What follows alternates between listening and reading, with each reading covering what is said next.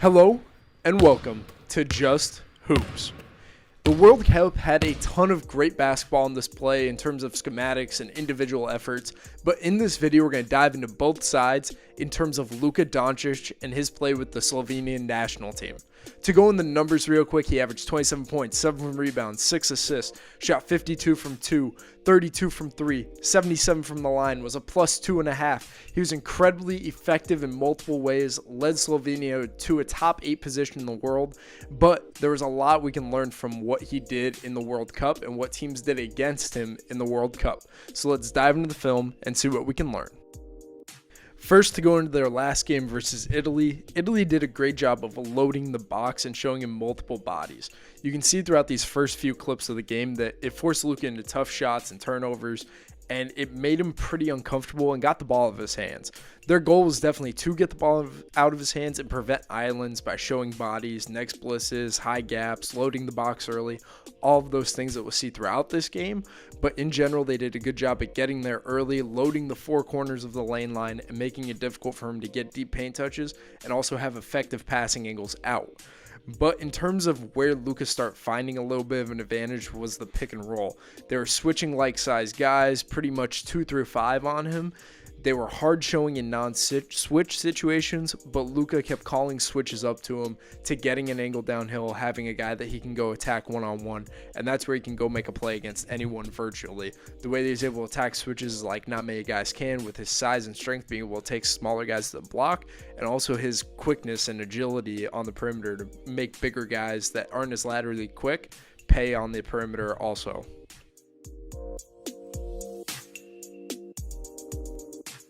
Throughout the game, though, Italy stuck to their guns. They were able to really load the box, prevent a lot of easy driving angles, force a lot of tough shots, and a lot of tough passes out. And then they would result in either turnovers or out-of-rhythm shots where they could contest or just non-shot possessions at all. Just a really good job by Italy at sticking to their guns, and it eventually made Slovenia's offensive attack slow down. Something that Slovenia showed a lot of in this game, though, was using Luka as a screener here, pick and pop into a flare, really created an advantage and allowed the dive. And at the end of the day, one bounce pass to a teammate leading to a dunk like there with Mike Tobey can lead to Luka turning it on and finding his comfort zone, knocking down a step back three here, and then finding his rhythm and flow to end the half. He did miss this shot, but just having the confidence to shoot this over a double team is something that not many guys have. But he definitely found his rhythm and flow going into the second half, and that allowed him to get into it with a rhythm, attacking a switch here, getting downhill, and just finding the angle and breaks in their gap defenses just to go get a layup. Here in this clip, they're getting the switch again. The box is still loaded, but he's able to attack that matchup one-on-one. Just Luka being able to use one play for his teammate to create rhythm for himself is not like many other guys can do, and that rhythm was able to carry him throughout the entirety of the second half. Here, his initial pass leads to a swing-swing situation, and then eventually comes back to him to make an assist off the double team. Just a lot of big-time stuff happening here from Luka in terms of being a complete balanced player that isn't always looking for himself, but also looking for his teammates. In the second half, Italy was really concentrated on him, sending more double teams, not necessarily loading the box as much, but they were trying to send pressure, and Luka was able to attack these by throwing passes behind the pressure to his teammates that were open, whether that blitz was coming from the next, where it usually did in a lot of these situations, or from the baseline. He was able to attack those by finding his teammate that is open behind or by the guy that is blitzing. Overall, I think Luka found a rhythm to his teammates, and that allowed him to find a rhythm for himself, being able to find cracks and openings, knocking down tough shots, and it just all adds up, and it turns into an avalanche for the opposing team at one point, just because he is so hard to deal with on a play-by-play basis, because you got to worry about his and all the other four guys on the floor, because he's able to throw any pass virtually and still make plays. In the fourth quarter, those first two clips, you saw Italy's defense tighten up a little bit, make some tough plays. They start getting back in the game a little bit more. Luka controlled the pace, slowed it down, and was able to knock down a tough three there to get the offense flowing again. In this next clip, we could see the continued battle between offense and defense, where the next blitz turned into a pass and then eventually led to a turnover on a long closeout. This clip here is an awesome example of a next blitz. So after the initial pitch and catch ball screen action, they send the blitz pretty early by loading the nail area. They did a terrific job at the three guys zoning up off the ball and eventually force a turnover. To end the game, though, Luka found the patterns within the defense. He was able to understand where the blitzes were coming from, specifically the next blitz. He was able to deliver the ball on time and on target to his teammate to go make a play. Yes, there were times where he still tried to force plays for himself, but to win the game, he made the right decisions with pace and control, and it led to Slovenia winning against Italy and being placed number 7 in the World Cup tournament.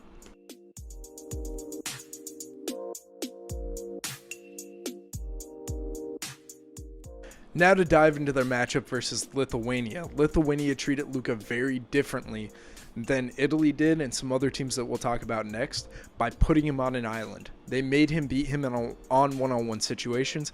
Yes, to start the game, Slovenia did a really good job at putting Valanciunas in drop situations at the 5 spot and attacking the drop over and over again. But then they were also switching 1 through 4, where Luka is able to attack 1 through 4 switches with his strength or quickness, depending on the matchup. And then the drop just gives him space and time to get downhill or get into a shot, regardless of what's happening around him, just to get in space and in rhythm as a scorer was exactly what he did early in this game. He was getting whatever he wanted against the drop. And then if it was a switch, he was able to find his way to get around certain matchups and go make plays happen. One thing about the pick and roll specifically with the 5-man in the action is that the point or first level of the ball screen defense had variety in what they did, whether they were weakening it or fighting over, going under, downing, whatever the coverage that they were doing initially was, the big was dropping behind them, and that was their little wrench or tool that they threw at Luka. Another thing was with mobile bigs or 4s, they were able to hard show and just show him bodies. But at the end of the day, you can see that they didn't show much help in the gaps. They loaded the paint just to be there and be available on drives. But at the end of the day, they made Luka beat Lithuania 1-on-5. It made it really difficult for his teammates to really get in a rhythm and get off good shot opportunities. You can see there Mike Tobey made that 3, but it wasn't as an in rhythm or uncontested look at he's used to with Luka. But I think Lithuania found something. They won this game in dominant fashion, and it showed that it could be a successful formula going into the NBA season at how to play Dallas and the Mavericks. Going at Luka in terms of making him a one-on-one threat, taking away his passing and balanced attack, could be a way to win games, specifically late in the season and in the playoffs, to slow them down and make their offense a little bit more stagnant, put them in the mud a little bit, and it could just be an overall formula to beat the Mavs any given night. To start the third quarter, Slovenia had a beautiful pick-and-roll lob pass over to Mike Tobey, attacking the drop, but the rest of this quarter, I really want to highlight the on-ball pressure. Regardless of ball screen coverage, regardless of the different situations on the floor, see how physical the guards of Lithuania are at getting up into Luka, making him uncomfortable, making dribbling difficult, making passing difficult, making getting into his shot difficult. It made all of his options on the floor more challenging by being up into him, having active hands, active feet, using their chest as primary points of contact, and being the initiators of activity. The way that they're up in the ball is like not many guys do, and I think just doing this could take Luka out of his mental game physically, and it just slows him down, makes him think a little bit more, makes him force a little bit more, and it takes the whole offense out of its flow and rhythm, as you can see throughout this third quarter here, and specifically in the fourth, as you'll see the score over time, the physicality, attention detail, and just being at the point like this really stagnated the Slovenian attack. There was only a few clips from the fourth quarter, but at the end of the day, the physicality at the point, the way that Lithuania was allowing him to play one-on-one, and just the way that they did a good job at rotating to be there in the paint, though, and prevent easy shots at the rim was phenomenal to see, and it definitely can be something that NBA teams can take away in terms of how to guard the Mavericks, how to slow them down. Yes, they also have Kyrie Irving, but at the end of the day, a lot of the offense is surrounding 1 or 2 of them on the ball, and then 4 guys that can space the floor, a rim porch guy. So taking away the options out can definitely be a way to stagnate the Mavericks. Now to talk about one of the more fun matchups of the entire tournament, Slovenia versus Canada. The physicality and pressure that they applied to Luka Doncic for the full time that he was playing was a massive part of Canada's success with Luka on the floor. Picking him up 94 feet, denying, pushing out catches, up and into him on the catch. Lou Dort and Dillon Brooks did a terrific job at pressuring the ball, always being there, always being up in Luka's space, making him highly uncomfortable. In the pick and roll, they switched all. There was no contact, no coverage. They were being very strict in switchable situations at who to switch and where to switch, but it was more so in terms of contact. There needed to be contact in order for the two players to switch off. Preferably, Slovenia was trying to get Lou Dort and Dylan Brooks off of the ball and create advantages against the other 3 or 4 guys on the floor.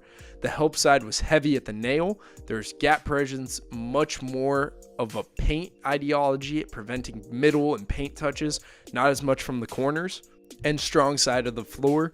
And another thing about the help side is that there was readiness from the low man or the off-ball big. And a lot of the clips where Luka did get all the way to the paint, you can see that they were ready and able to slide in early and help, but they didn't want to help too early and give up corner threes from the weak side or create rotations for Luka to spray it out and play 2-on-1 on the weak side of the floor. They did a good job at sending help when necessary, and when it was necessary, they sent it hard and with purpose. The wrinkle that they had a little bit was the blitz from the gap. On attack bounces versus mismatches on the switch, they sent a second guy just to get the ball out of Luka's hands a little bit, which also coincided with their loading of the nail and preventing those middle drives. They sent it typically from the middle of the floor, or if there was just a close guy in the action like there, just showing him 2 bodies real quick just to make Luka put it on the ground or give it up. Offensively, though, Luka's post play was the massive takeaway. He has incredible patience down there. He's skilled down low in terms of getting to a shot, whether it's in the middle of the paint or turnaround jumpers or drawing a foul. He has moves off the block that, like most big guys do have. Along with that, he has the size and strength to go against nearly anyone, and he has that ability to pass out of the post. This was the way that they were trying to attack the physicality that Canada was bringing to the floor by putting him in post-up situations, and that allowed him to catch a little bit of a rhythm by both knocking down some jumpers, getting to the foul line, finding his teammates off the block, making it a tied game by halftime. But to end the half, the post touches were a big part of Slovenia's attack and a major part of the rhythm that they had going into the halftime break.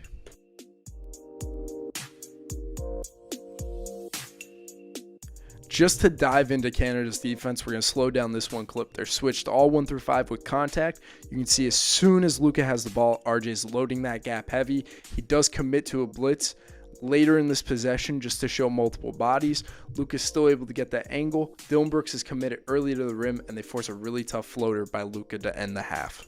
And then to start the third quarter, this is a terrific defensive possession. Getting up into the ball, switching with contact. You can see Dylan Brooks is ready to help. The nails loaded. Shai Gilgeous-Alexander is doing a great job on the weak side to be ready to pick off that pass when he had the opportunity to. Just a whole inclusive example of what Canada was able to do for this entire game with Luka on the floor, taking him out of his rhythm, trying to disrupt him with physicality, late help at the rim, and also taking the middle of the floor out of the equation for him. It was definitely a different attack angle on how they guarded Luka compared to other teams in the tournament, but it worked. They more so focused on taking him out of the game with physicality and taking the paint out of the picture rather than limiting one thing or another. You can see that Italy did a good job at trying to take scoring out of the picture, while Lithuania tried to make him the only scoring option.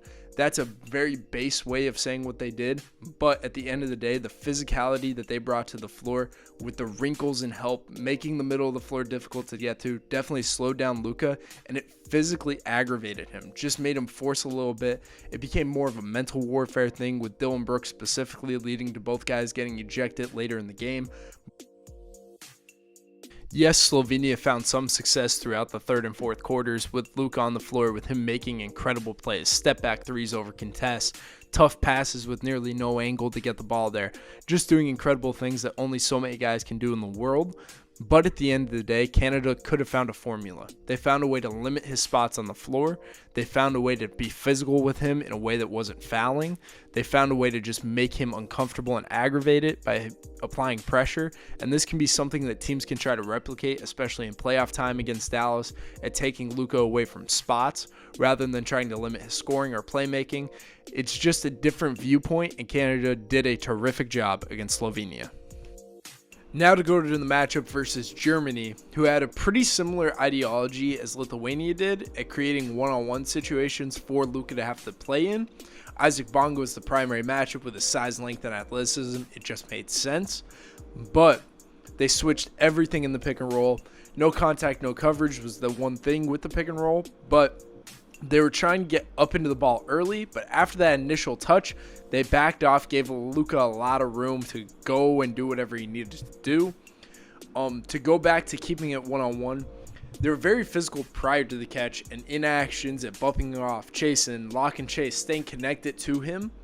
Gaps and help side had good positioning to be able to help when needed in necessary situations, or to cut off passes out when the ball did get moved, but they needed blow-bys at the rim to be guarded better at stopping those, and they needed gaps to be more loaded versus mismatches.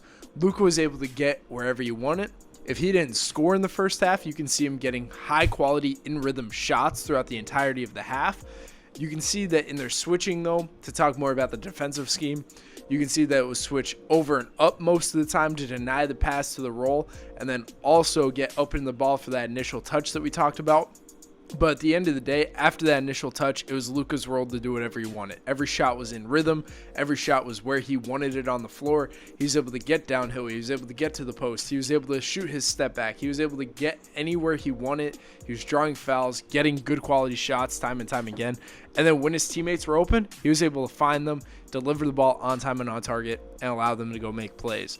I think the difference between Germany and Lithuania is that physicality factor. The way Lithuania was getting up into the ball, pressuring, being highly active, and setting the tone at the defensive end of the floor with Luka, rather than Germany being more passive and allowing Luka to set the tone for them. Not getting as much activity and just early presence at the point of attack was definitely a big thing that hurt them, specifically in the first half. You can see throughout the entirety of the half, all these clips, Luka has space to operate. Yeah, there's times where he doesn't get the driving angle because the gap is in good position, or he doesn't get the shot he necessarily wants because the help side's ready. But at the end of the day, everything was kind of in his own means. He didn't have to really force too much. It was very easy for him to get good looks time and time again. Going into the second half, Germany did a terrific job at applying that pressure, being more like Lithuania at setting the tone and being more direct with what they're doing. In switches, they got up into the ball, stayed into the ball, and then backed off when Luka was ready to attack. It was more intentional with everything they were doing. The gaps were more heavily loaded against mismatches to prevent those easy blow-bys, and just overall, they were more connected as a defense, showing earlier and more efficient and effective help side at the rim, preventing those drives. And overall, Luka looked more uncomfortable. He didn't look like he had that control of the game like he did in the first half, and it led to Germany forcing some turnovers, getting some stops, and building on a lead, and they eventually pulled away and got them the win. At the end of the day, the way that they came out with intention was what won them this game in the second half. The way that they were up into the ball, pressuring, switching up and over, making it difficult for that pass. Great help side job at preventing layups, being there, being ready to take a charge if necessary, if they have the ability to. Gaps were loaded and active, stabbing at the ball, trying to make plays happen that way. Just overall, a 1-5 intentful action, and how they were pressuring the ball, making plays happen, flying around. But at the end of the day, they forced Luka to make plays by himself in one-on-one situations. The other four guys on the floor were just in the right spots to help out, win, and if necessary.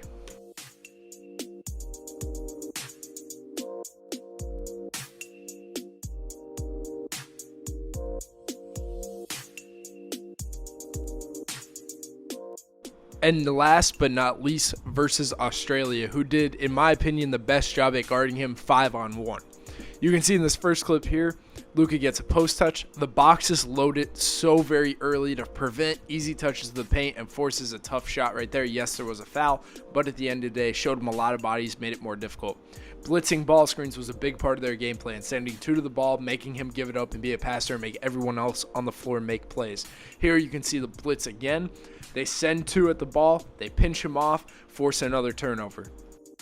Another thing Australia did was creative blitzes from off the ball. Here Luka gets the post touch, and you can see that they send the blitz from the big that's 2 passes away, and then they zone up behind him, protecting the paint and making passes out more difficult, forcing a turnover in that instance there.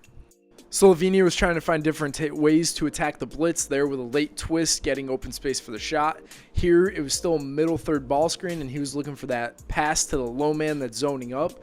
It ended up a turnover with miscommunication between the guy cutting and Luka as the passer. Also using him in more off-ball spots was another way that they were using it, but primarily the timing and spacing of the ball screen was the biggest thing that they were trying to mix up in order to prevent the blitz.